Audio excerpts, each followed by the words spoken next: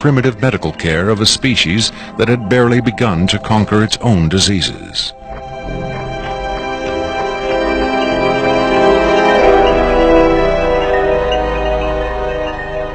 But as we will hear, there are those who claim that to the aliens, death is not a final end to be feared, but a mere transentity. EBE-2 voluntarily became a guest of our government, allowing himself to be examined and interviewed.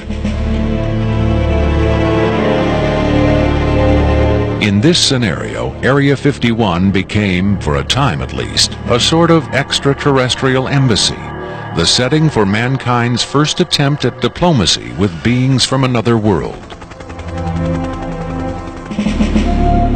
Different sources disagree as to how communication was established.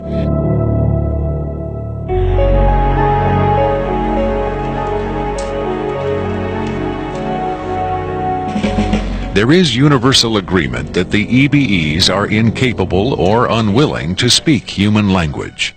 In addition to the pictographs used by EBE-1, it has been reported by Falcon that in the early 1950s, EBE-2 was fitted with some sort of artificial voice box, allowing him to speak words, and that he learned the English language very rapidly.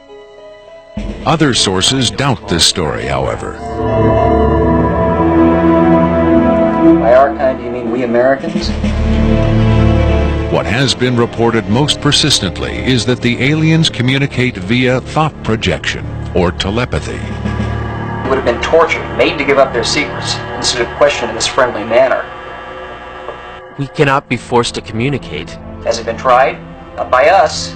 We speak to who's ever willing to listen. The idea of telepathic communication with alien beings carries with it the same doubts and controversy attached to telepathy itself. Do the practitioners of this ancient art really have the ability to read minds?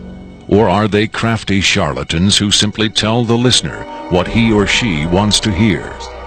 If the cynics are right, then the self-proclaimed telepaths recruited by the government in the 1950s were playing an astoundingly daring hoax by claiming to speak for the mute visitors from the stars. Defenders of telepathy call this notion preposterous and point to the long history of government-funded research into mind reading as proof